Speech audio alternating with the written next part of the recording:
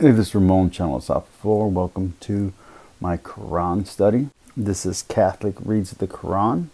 Today we are doing the Heights, Surah 7, ayat 158 through 184. Let's start off with ayah 157, actually. And 7 surahs in, and we finally get to something positive said about those who follow the Torah. As the Quran makes a 180-degree turn and affirms that among the Jews are those who are just and rightly guided. So let's read that. Those who follow the messenger, the unlettered prophet, whom they find inscribed in the Torah and the gospel that is with them, who enjoins upon them what is right, and forbids them what is wrong, and makes good things lawful for them, and forbids them bad things, and relieves them of their burden and their shackles that were upon them. Thus those who believe in him, honor him, help him, and follow the light that has been sent down with him, it is they who shall prosper. I will say this. Muhammad is not mentioned in the gospel as we have it today, and he's not mentioned in the Torah in any legitimate way, not in the Hebrew as it is today. So, I know that there are claims out there that there is another gospel that we just don't know about. That's the gospel of Jesus, which, by the way, there is a gospel, a Gnostic gospel, I think that's called the gospel of Jesus. I don't think that mentions Muhammad either. But anyway, then we get to ayah 160. And this is a reinterpretation of the Moses and Elam story, reworking the Exodus, Leviticus, and Deuteronomy stories. So let's check that out. And we divided them into 12 tribes, communities, and we revealed to Moses, when his people asked him for water, strike the rock with thy staff. Then 12 springs gushed forth from it. All the people knew their drinking place, and we shaded them with clouds, and sent down manna and quails upon them. Eat of the good things we have provided for you. And they wronged us not, but themselves they did wrong. In the story, as far as I remember, there's only one rock that gives water. So, and in the Christian tradition, that's seen as a precursor to baptism. And even in later Jewish tradition, it will be part of the tradition to bathe. So, but, alright. Then we get to ayah 166. Unfortunately, after finally affirming the Jewish people, the Quran then again dives back into anti-Semitic language, with the Quran labeling the disobedient Jews as apes. So let's read that. And yes, I do realize that this is an epitaph, and I do realize that this is harsh language even for a religious book. I get it. When they were insolent concerning that which they had forbidden, we said unto them, be you apes, outcast?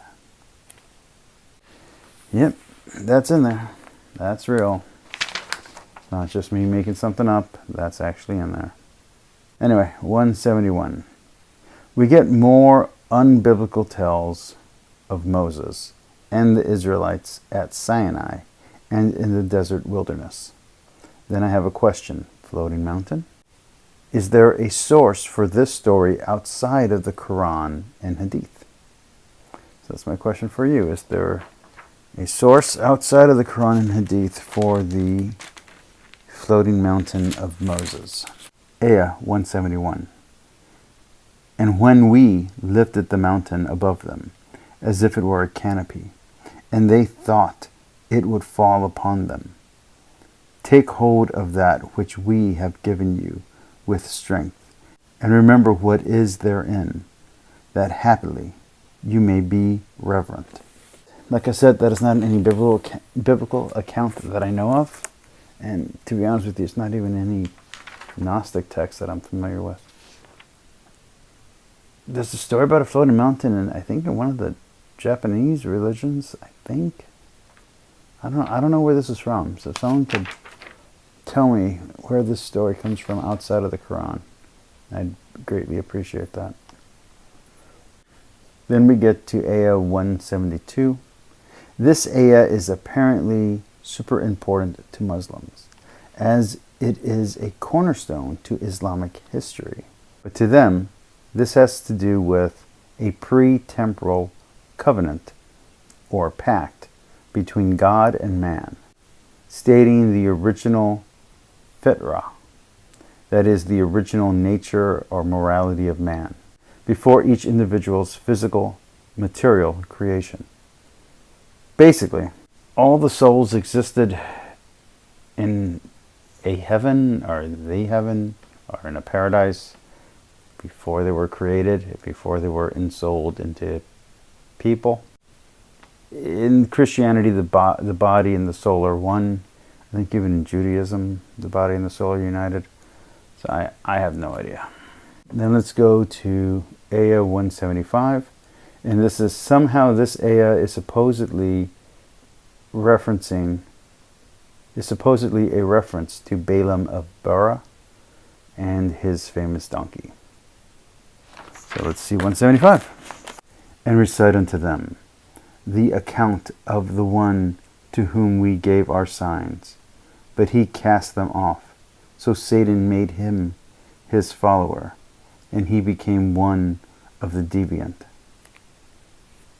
How the commentators get that that's a reference to Balaam, I have no idea.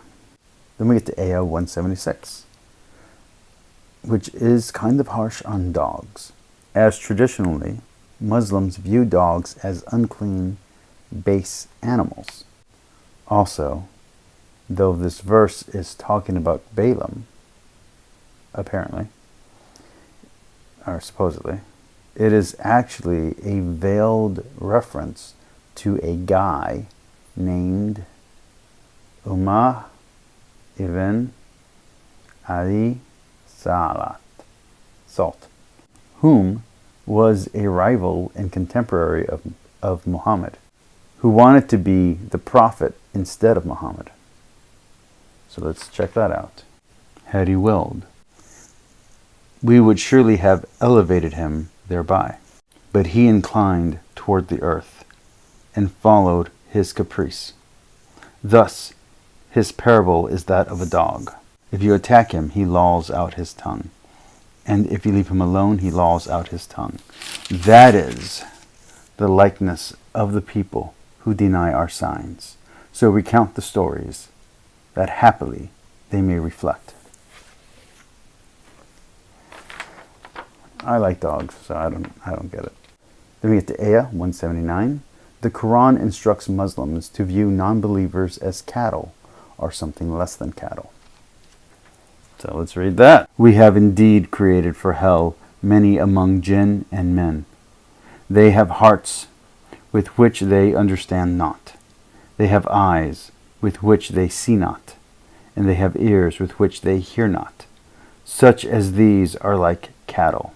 Nay, they are even further astray. It is they who are heedless.